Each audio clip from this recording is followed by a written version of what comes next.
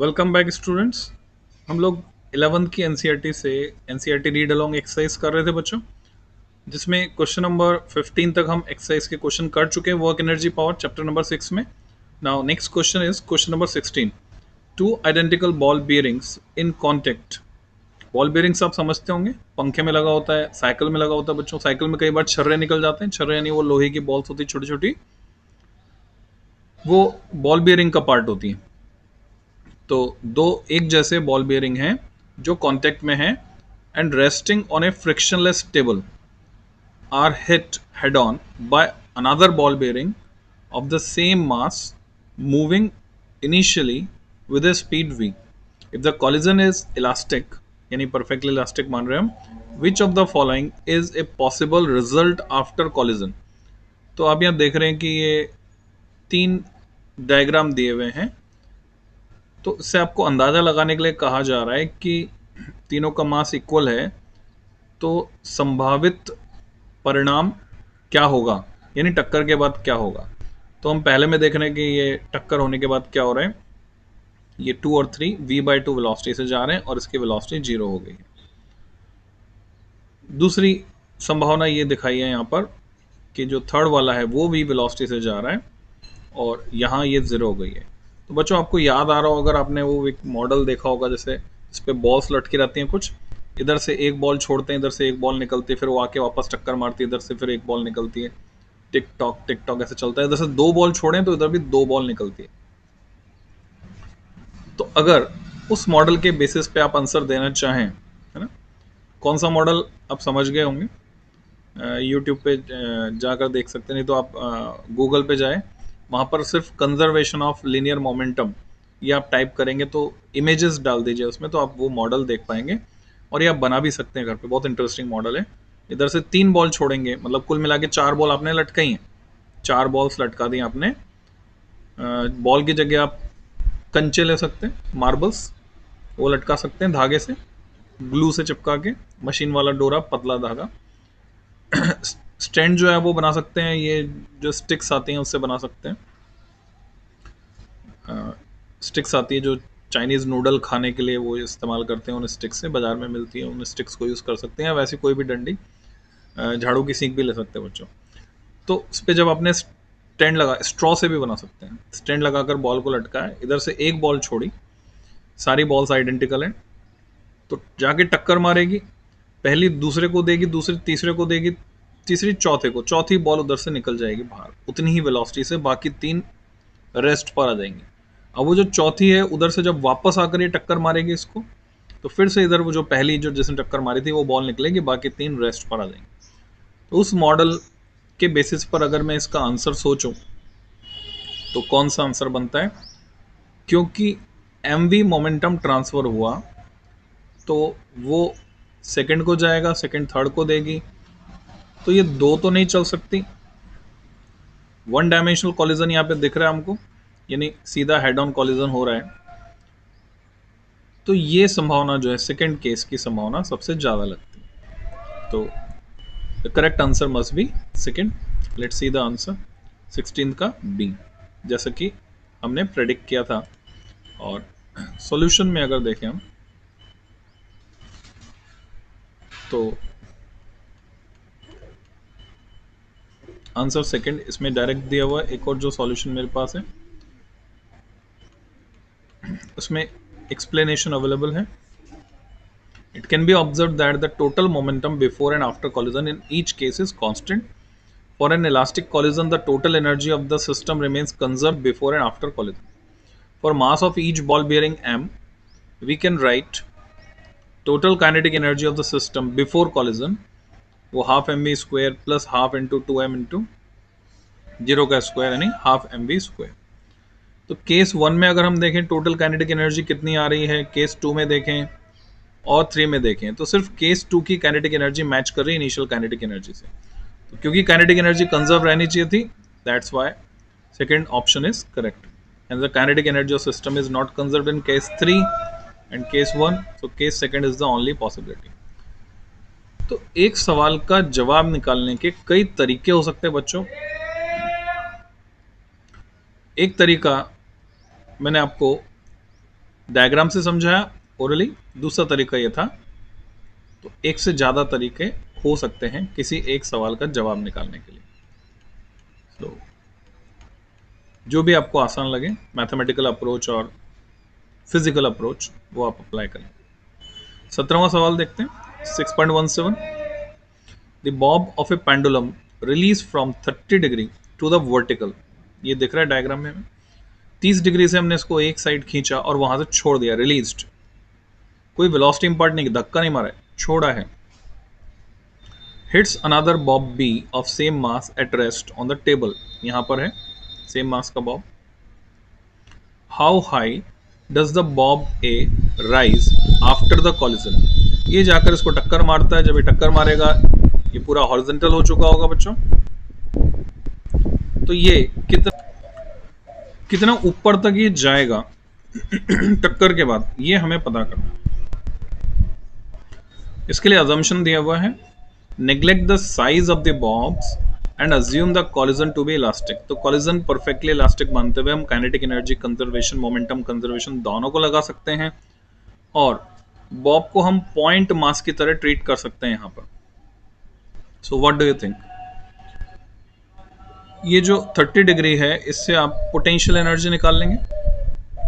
इतनी हाइट पर ये है, तो कितनी हाइट पर है? तो बच्चों यहाँ जो एक ट्रायंगल बन जाएगा, डायग्राम बनाकर आप देख सकते हैं। उस ट्रायंगल में डिफरेंस निकाल सकते हैं आप साइन थीटा की मदद से, कॉस थीटा की मदद से निकल जाएगा। तो बेस है ना, तो बेस है तो कॉस थीटा की मदद से निकल जाएगा डिफरेंस। तो आप वीडियो को पॉज कर लीजिए और इस क्वेश्चन को सॉल्व करके देखिए। मैंने हिंट आपको दे दिया है। आप काइनेटिक एनर्जी कंजर्वेशन यहाँ लगा सकते हैं। और अगर ऐसे फिजिकली सोचें, हम बिना किसी कैलकुलेशन के सोच के देखें, अगर इस पे भी धागा बंधा होता तो ये जाकर इसको टक्कर मारता, यहां पर इसकी वेलोसिटी सारी की सारी हॉरिजॉन्टल डायरेक्शन में होती, तो ये खुद तो रुक जाता और ये चल पड़ता, और वो कितना ऊपर जाता? How high? उतना ही ऊपर जाता अगर इस पे धागा बंधा होता जितना ऊपर से ये आया था, क्योंकि सब कुछ कंजर्व्ड है। पर हम देख रहे हैं धागा नहीं बंधा हुआ, तो क्या होगा? आई थिंक ए को यहां रुक जाना चाहिए और इस बॉल को मूव करना चाहिए उतनी ही वेलोसिटी से जितनी वेलोसिटी से टकराया है। So let's see the solution. Question number 17, it transfer its entire momentum to the ball on the table and does not rise at all। यानी किसी कैलकुलेशन की जरूरत ही नहीं है, हम फिजिकली इसका सॉल्यूशन निकाल पा रहे हैं। Another answer is, since the collision is elastic, therefore A would come to rest and B would begin to move with the velocity of A। जैसा धागा बंधा होता तब होता, वैसे अभी हो रहा है, क्योंकि इसकी सारी की सारी वेलोसिटी लोअर मोस्ट पॉइंट पर हॉरिजॉन्टल डायरेक्शन में होती है। एक और हमारे पास सॉल्यूशन है। The bob A will not rise because when two bodies of same mass undergoes an elastic collision, their velocities are interchanged. After collision, ball A will come to rest and the ball B would move with the velocity of A. Thus, the bob A will not rise after the collision. Agreed? Okay, next question. Question number 18. The bob of a pendulum is released from a horizontal position. If the length of the pendulum is 1.5 meter, what is the speed with which bob arrives at the lowermost point, given that it dissipated 5% of its initial energy against air resistance? बच्चों यही होता है जब आप झूले पर बैठकर झूला झूल रहे होते हैं स्विंग गार्डन में, तो एक बार किसी ने धक्का मार दिया, पर उसका मतलब ये नहीं कि इनफाइनाइट टाइम तक वो चलता रहेगा। धीरे धीरे धीरे करके उसका एम्पलीट्यूड कम होकर वो रुक जाता है। And the cause is air friction, हवा के फ्रिक्शन की वजह से। तो आप कोई भी पेंडुलम बॉब बनाकर ये एक्सपेरिमेंटेशन कर सकते हैं। किसी सेल को धागे से बांध के लटका दीजिए, उसको ऑसिलेट करने दीजिए, तो ऐसा होगा कि कुछ समय बाद वो रुक जाएगा, और उसका कारण है कि एनर्जी डिसिपेट हो जाएगी बच्चों उसकी अगेंस्ट एयर रेजिस्टेंस। तो पेंडुलम की लेंथ 1.5 मीटर है। एक बात जो कम समझ में आ रही है वो ये है कि release from A horizontal position, what does it mean? Horizontal position means ये नहीं कि उसको लोअर मोस्ट पोजीशन से छोड़ा गया तो तब तो वहीं रहेगा वो। हॉरिजॉन्टल पोजीशन का मतलब उसको ले गए हैं बिल्कुल पैग, जहां उसे बांधा हुआ, मान लो यहां बांधा हुआ है तो इसके पैरेलल ले जाकर फिर यहां से छोड़ा है, वहां से वो नीचे जा रहा है। तो 1.5 मीटर हाइट पर है वो लोअर मोस्ट पोजीशन से। तो अब आप सोच सकते हैं उसमें से mgh में से 5% कम करके बाकी को काइनेटिक एनर्जी से इक्वेट कर देंगे तो स्पीड आ जाएगी लोअर मोस्ट पोजीशन पे। तो बच्चों वीडियो पॉज करके इस कैलकुलेशन को आप कर लीजिए, उसके बाद रिज्यूम करके देखिए सॉल्यूशन क्या है। 5.3 मीटर पर सेकेंड डायरेक्ट आंसर दिया हुआ एनसीईआरटी में। डिटेल सॉल्यूशन की अगर मैं बात करूं तो पोटेंशियल एनर्जी थी mgh m इंटू 9.8 इंटू 1.5, इसमें से 5% हमने निकाला, उसको कम कर दिया, 5% ऑफ एनर्जी इज लॉस्ट, तो बची कितनी 95%। तो mgh का 95% लेकर उसको इक्वेट कर दिया हाफ mv स्क्वायर से और वहां से v कैलकुलेट कर लिया जो आ गया 5.29 मीटर पर सेकेंड। एक और सॉल्यूशन मेरे पास है, सिस्टमेटिक वे में हमने लिखा गिवन डेटा को length 1.5 metre, mass of the bob m मान लिया, एनर्जी डिसिपेटेड 5%। तो एट द हॉरिजॉन्टल पोजीशन उसमें जो एनर्जी थी वो mgl थी और काइनेटिक एनर्जी 0 थी, total energy mgl। Lower most point पे अगर बात करें हम तो kinetic energy half mv square थी, पोटेंशियल एनर्जी 0 थी, total energy half mv square. तो एनर्जी कंजर्वेशन अगर लगाते हैं तो half mv square equal to 95/195% of mgl, so we get 5.28 meter per second. Question number 19. A trolley of mass 300 kilogram. तो बच्चों मास जो है ट्रॉली का वो है 300 kilogram. You should have an idea कि एक क्विंटल में होते हैं 100 किलोग्राम और एक टन में होते हैं 1000 kilogram. Ton consist of 1000 kg and quintal consist of 100 kg, यानी 3 क्विंटल मास है ट्रॉली का। Carrying a sand bag of 25 kg। अच्छा, इसके अंदर 25 किलो का रेती से भरा हुआ एक कट्टा रखा है। कट्टा बोलते हैं हम सीमेंट का कट्टा, वो नहीं डिशक्याओं वाला कट्टा नहीं, तो सीमेंट का कट्टा जैसे होता है, या जैसे बिरला पुट्टी आप लेकर आ रहे हैं, वाइट सीमेंट ला रहे हैं, 25 किलो का कट्टा। पहले 50 किलो के आया करता थे, अब 40 किलो, 20 किलो, 25 किलो पैकिंग आती है। Is moving uniformly with a speed 27 kilometre per our. ये सब कुछ सेंस कीजिए बच्चों, अंदाजा लगाइए 27 किलोमीटर पर आवर। आप गए, स्कूटी चलाई आपने, मोटरसाइकिल पर बैठे हैं, स्कूटर पे बैठे हैं, 27 किलोमीटर, कार में बैठे हैं, ठीक है, तो 27 किलोमीटर पर आवर कितनी स्पीड होती है? आपको पता है कार में जैसे ही स्पीड 20 से ऊपर जाती है वैसे उसमें डोर लॉक हो जाते हैं, या अगर कोई अलार्म है उसमें सेट तो 20 किलोमीटर पर आवर से ऊपर जाते जाते ही अगर आपने सीट बेल्ट नहीं लगाया तो वो अलार्म बजना शुरू हो जाता है। जो बाइक आती हैं, इलेक्ट्रिक बाइक्स जैसे बोलते हैं, जो बिजली से चलने वाली साइकिल, मोटरसाइकिल या मोपेड आती है, मोपेड बोलते हैं मोटरसाइकिल और साइकिल के बीच का वर्जन, तो उनमें यही स्पीड होती है, top speed 25-27 kilometre per our. तो इसके लिए किसी लाइसेंस की जरूरत नहीं होती, कोई भी लेकर उसको चला सकता है, ड्राइविंग लाइसेंस की जरूरत नहीं होती। तो जिन बच्चों की उम्र 18 साल से कम है वो चला सकते हैं, 16 साल से कम है चला सकते हैं। फ्रिक्शनलेस ट्रैक पर ये ट्रॉली चल रही है 25 किलो का बैग लेकर।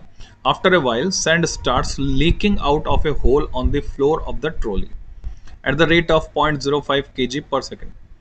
कई बार आप जा रहे होते हैं हाईवे पे, आपके आगे चारे से भरा हुआ ट्रक जा रहा है या रेती से भरा हुआ ट्रक जा रहा है और आप देखते हैं धीरे धीरे उसमें से कुछ कहीं छेद है और वहां से वो जो सामान है, या तो चारा या तो भूसा, चारा या रेती, वो निकलने लगता है उससे।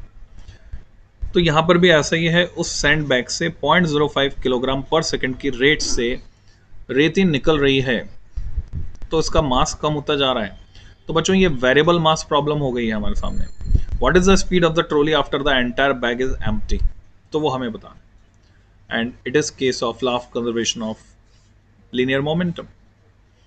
इसको हम क्या कॉलिजन की तरह ट्रीट कर सकते हैं? केस वही है, मोमेंटम कंजर्व रहेगा कुल मिलाकर। So try it, pause the video और आप इसको कोशिश करें। क्या करना होगा आपको, आपको ये करना होगा कि इनिशियल मोमेंटम क्या है। 300 किलो की ट्रॉली है, 25 किलो का बैग है, तो 325 किलो टोटल मास हो गया और स्पीड 27 किलोमीटर पर आवर को आपको मीटर पर सेकंड में बदलना होगा। बच्चों बदल लीजिए, पेपर पेन लेकर बैठिए मेरी क्लास में, बदल लीजिए। 27 इंटू 5/18, तो ये मीटर पर सेकंड में आ गया आपके पास, है ना। कुछ बच्चे आलसी होते हैं, मानव स्वभाव से आलसी है, मैं दोष नहीं दे रहा आपको, पर क्लियर कट इंस्ट्रक्शन है, पेपर पेन के बिना मजा नहीं आएगा। क्वेश्चन सॉल्व कर रहे हैं हम लोग। तो 5/18 मल्टीप्लाई किया और अब m है हमारे पास v है। हाफ mv² से हम काइनेटिक एनर्जी इसकी निकाल सकते हैं, पर उसकी जरूरत नहीं है, अभी mv से मोमेंटम निकाल लेंगे। कुछ टाइम बाद 0.05 kg पर सेकंड की रेट से रेत निकल रही है। तो जब पूरा खाली हो जाएगा तो इसका मास सिर्फ 300 kg रह जाएगा, और उस टाइम नया मोमेंटम आप इक्वेट कर सकते हैं ये मानते हुए, क्योंकि फ्रिक्शन लेस था। तो क्या 0.05 kg पर सेकंड कोई ये डेटा हमारे किसी काम आया? यहाँ पर जो कैलकुलेशन का तरीका मैंने बताया उसमें तो काम आता हुआ देख नहीं रहा। और किसी तरीके को आप लगाना चाहते हैं तो लगा कर देखिए कैसे आप इसका आंसर निकालेंगे। क्या 0.05 kg पर सेकंड डमी डेटा है या इसका कोई सिग्निफिकेंस है? क्योंकि स्पीड पूछी है after the entire sand bag is empty.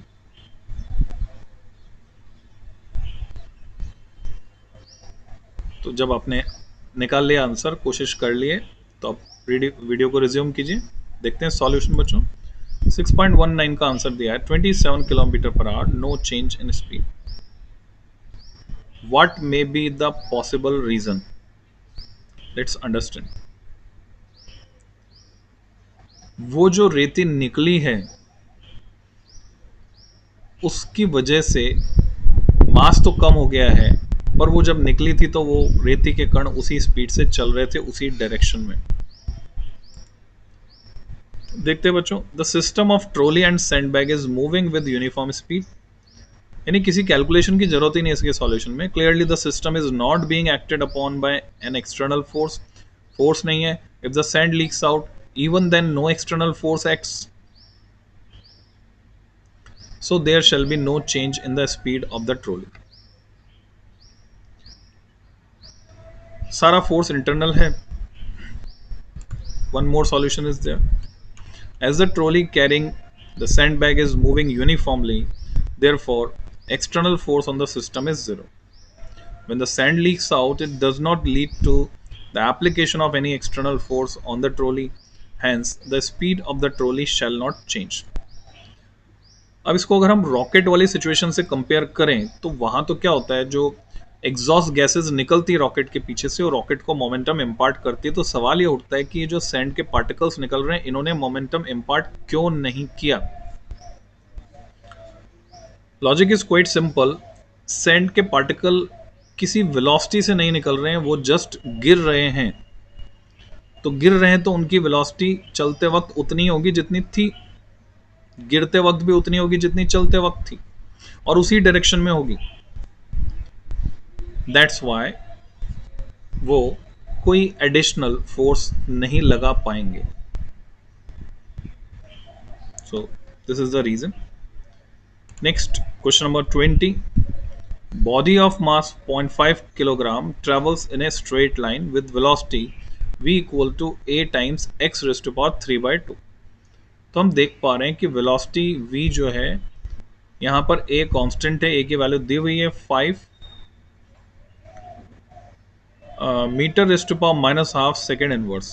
Unit थोड़ा अजीब सी दिख रही है आपको, ये कांस्टेंट है मान सकते हैं हम, क्योंकि ये दिया हुआ है हमको। तो मीटर जो है अंडर रूट में आ रहा है और सेकेंड भी डिनोमिनेटर में आ रहा है, अंडर रूट में डिनोमिनेटर में आ रहा है। और x जो है वो वेरिएबल है, तो वेलोसिटी x पर डिपेंड कर रही है, variable velocity. What is the work done by the net force during its displacement from x equal to 0 to x equal to 2 metre? 0 से 2 मीटर तक जाने में कितना वर्क हुआ? So generate the idea to solve the question. जो कुछ हमने सीखा है बच्चों, वर्क एनर्जी एंड पावर में हमने वर्क डन के फॉर्मूले सीखे, फिर वर्क एनर्जी थ्योरम सीखी, और जैसे मैंने नाम लिया वर्क एनर्जी थ्योरम, यहाँ पर थॉट जनरेट होना चाहिए आपके दिमाग में कि इस पर्टिकुलर क्वेश्चन में वेलोसिटी हम निकाल सकते हैं, शुरू में वेलोसिटी हम निकाल सकते हैं x इक्वल टू 2 मीटर पर, a की वैल्यू रखकर x की वैल्यू रखकर, और जब आप वेलोसिटी निकाल सकते हैं तो आप चेंज इन काइनेटिक एनर्जी निकाल सकते हैं, और चेंज इन काइनेटिक एनर्जी निकाल सकते हैं तो वर्क एनर्जी थ्योरम से वर्क आपके सामने, work done is equal to change in kinetic energy. So solve it. Video pause कर दीजिए, वापस रिज्यूम करते हैं बच्चों। सॉल्यूशन, आंसर देखते हैं। Answer is 12 joule, sorry answer is 50 joule. इसका सॉल्यूशन देखते हैं। Mass 0.5 kg, velocity a into x raised to power 3/2, a की वैल्यू को हम रख सकते हैं x इक्वल टू 0 पर, वेलोसिटी हो गई 0। काम आसान हो गया हमारे लिए क्योंकि एक टर्म खत्म हो गया। x इक्वल टू 2 पर अगर हम बात कर रहे हैं तो v2 कैलकुलेट करने पर हमें मिलती है 5 इंटू 2 रेज़ टू पावर 3/2। ये 2 3/2 क्या होता है बच्चों? 2√2 होता है। 3/2 यानी 1 प्लस हाफ, एक और आधा, तो 2√2। तो वर्क डन हुआ इंक्रीज इन काइनेटिक एनर्जी और decrease in kinetic energy.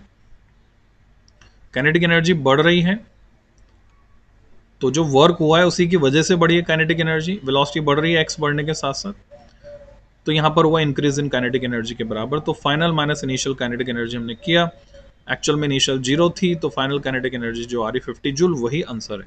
So answer is 50 joule. Similar solution, another version we have here, 50 joule. Question number 21. The blades of a windmill sweep out a circle of area A.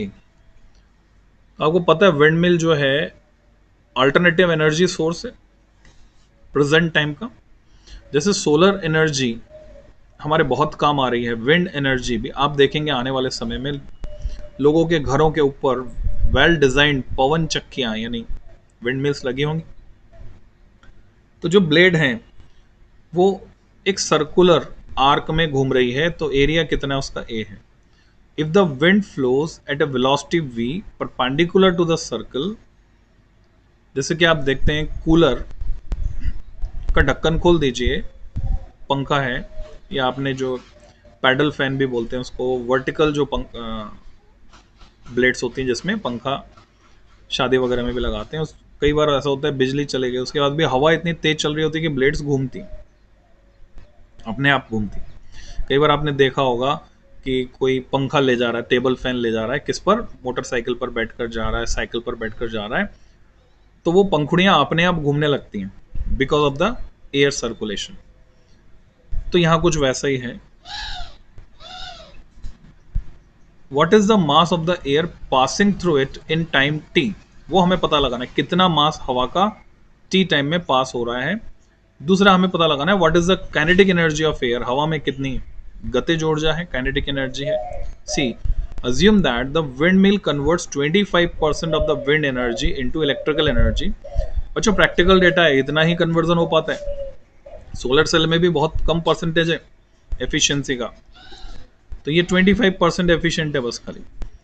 And that area 30 metre square, बहुत बड़ी windmill है बच्चों, 30 metre square area काफ़ी large होता है। Velocity 36 kilometre per hour and the density of air 1.2 kg per metre cube. What is the electrical power produced? सारा practical data आ गया। ये क्वेश्चन हम सॉल्व करके एक रफ एस्टिमेट जनरेट कर सकते हैं regarding power generated by windmill. तो क्या करना होगा? Generate an idea. Blades of A windmill SVEEP out a circle of area A. हमारे पास एरिया है, अगर एरिया को लेंथ से मल्टीप्लाई कर दिया जाए तो वॉल्यूम बन जाता है बच्चों। हमें मास चाहिए एक्चुअल में, अगर मोमेंटम कंजर्वेशन लगाना है। काइनेटिक एनर्जी की बात करनी तो भी मास चाहिए हमें। अगर मैं एरिया को वेलोसिटी से मल्टीप्लाई करता हूँ, वेलोसिटी खुद होती है लेंथ अपॉन टाइम, तो उसमें जो लेंथ आ रही है उसको एरिया से मल्टीप्लाई करेंगे तो वॉल्यूम बन जाता है, वॉल्यूम अपॉन टाइम बन जाता है। और वॉल्यूम अपॉन टाइम को अगर डेंसिटी से मल्टीप्लाई कर दें जो कि दी हुई है तो मास बन जाता है बच्चों, mass equal to volume into density. और वो कौन सा मास बनता है, मास फ्लोइंग पर सेकंड बन जाता है। सो जस्ट ट्राई इट, जो डेटा दिया हुआ उसके बेसिस पर कोशिश कीजिए कहां तक पहुंचते हैं आप। जब हिम्मत हार जाएं दोबारा से कोशिश करें, फिर अगर आपको लग रहा है कि टाइम सेव करना है तो ठीक है, आप सॉल्यूशन पे आ जाइए। सॉल्यूशन देखते हैं हम। क्वेश्चन नंबर 21 में हमें 3 पार्ट पूछे गए। ए पार्ट मास पूछा गया है जो एवीटी आ रहा है, बी पार्ट काइनेटिक एनर्जी पूछी गई है जो एवी क्यूब T/2 आ रही है, और पावर पूछी गई है 4.5 किलोवाट। दोबारा से क्वेश्चन को देखते हैं क्या क्या पूछा गया है बच्चों। देखिए, if the wind flows at a velocity v perpendicular to the circle, what is the mass of the air passing through it in time t? तो मैं समझता हूँ ये तो आप निकाल चुके होंगे, निकाल सकते हैं। फिर पूछा है kinetic energy of the air, वो हाफ एम वी स्क्वायर से निकलेगी। फिर पूछा है assume that the wind mill converts 25% power, पूछी इलेक्ट्रिकल पावर प्रोड्यूस। तो energy per unit time power होती है, और वो एक तो वो पावर है जो डिलीवर हो रही है विंड मिल को, और दूसरी वो पावर है पावर आउटपुट जो विंड मिल डिलीवर कर रही है इलेक्ट्रिकल एनर्जी की फॉर्म में। So let's see the solution. Density of air 1.2 kg per meter cube. What is the electric power? So volume of wind flowing per second, area into velocity. Mass of the wind passing through wings per second, area into velocity into density. ये पर second चल रहा है ना। Mass of air passing in time T, तो T time में कितना, area into velocity and density पर सेकेंड को मल्टीप्लाई कर दिया टाइम टी से। तो काइनेटिक एनर्जी ऑफ एयर, अच्छा ये आंसर्स आ गए हमारे पास। मास आ गया ए वी रो, और पर सेकेंड निकालना है, टी टाइम में निकालना है तो ए वी रो टी। तो kinetic energy half M V square, तो हाफ एम की वैल्यू रख दी हमने, पर सेकेंड चल रहा है, टी टाइम में चल रहा है, टी टाइम में इंटू वी स्क्वायर। तो एक काइनेटिक एनर्जी आ गई कि टी टाइम में कितनी kinetic energy. Electrical energy produce, इसका 25%, तो हमने 1/4 कर दिया। 25% का सीधा सीधा मतलब है 1/4, तो इसका 1/4 करने पर हमें इलेक्ट्रिकल पावर मिल गई। अब क्या है, जो डेटा हमारे पास अवेलेबल है वो सारी वैल्यूज हम रख देंगे। एरिया दिया हुआ है, वेलोसिटी दी हुई है, डेंसिटी दी हुई है, सारी वैल्यू रखकर ये आ जाता है 4.5 kilowatt. Let's see another version of the solution. Area of the circle swept by the windmill is capital A. Velocity of the wind is V. Density of air is rho. Volume of the wind flowing through the windmill per second, area into velocity. Mass of the wind flowing through the windmill per second, density into area into velocity. Mass m of the wind flowing through the windmill in time t, t time में rho a v t, t से multiply कर दिया। Kinetic energy half M V square, value से value put कर दिया m की, तो kinetic energy आ गई। Area of the circle swept by the windmill 30 metre square given है। Velocity of the wind given है 36 किलोमीटर पर आवर, इसको मीटर पर सेकंड में हम बदल लेंगे। डेंसिटी ऑफ एयर हमारे पास है। Electrical energy produces 25% of the wind energy, तो 25/100 of kinetic energy of air calculate करके सारी वैल्यू रख के हमें मिलता है 4.5 किलोवाट। बच्चों मैं समझता हूँ इस वीडियो में इतना ही। नेक्स्ट वीडियो में रिमेनिंग क्वेश्चन खत्म हो जाएंगे वर्क एनर्जी पावर के, और फिर हम उसके नेक्स्ट वीडियो में अगले चैप्टर पर चलेंगे। Till then happy learning, keep practising.